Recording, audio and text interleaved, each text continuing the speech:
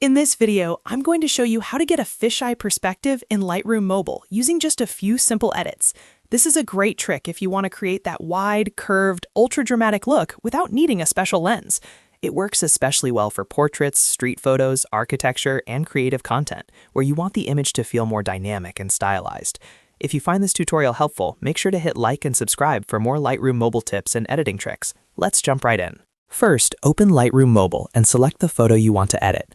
Choose an image that has strong lines, a clear subject, or visible edges, because those details will help the fisheye effect stand out more.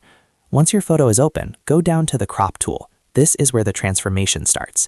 Inside the Crop menu, tap on Geometry. Geometry tools are really useful because they help reshape the perspective of your image. Now look for the Distortion slider. Decrease the distortion slowly and watch how the image begins to curve. This is the main step that creates that wide-angle fisheye style look. Don't push it too far right away. Move it gradually so you can see how the edges bend and how the overall photo changes. As you adjust the distortion, you may also want to fine-tune the vertical and horizontal sliders. These settings help you balance the shape of the image so the effect still looks natural and intentional.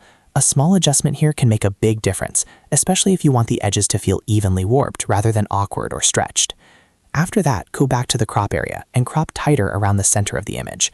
A tighter crop helps enhance the curved look and makes the fisheye style feel more focused. It also keeps the subject more visually important while letting the distortion show around the edges. If needed, reposition your image so the main subject stays centered. Now for an optional but very effective finishing touch, add a vignette.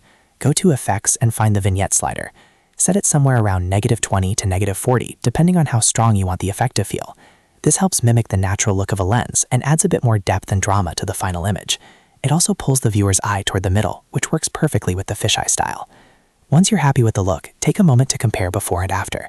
You should notice the image now has a more curved, immersive, and creative perspective. That's the key to creating a fisheye effect in Lightroom Mobile, using distortion, perspective adjustments, cropping, and a little vignette to bring everything together.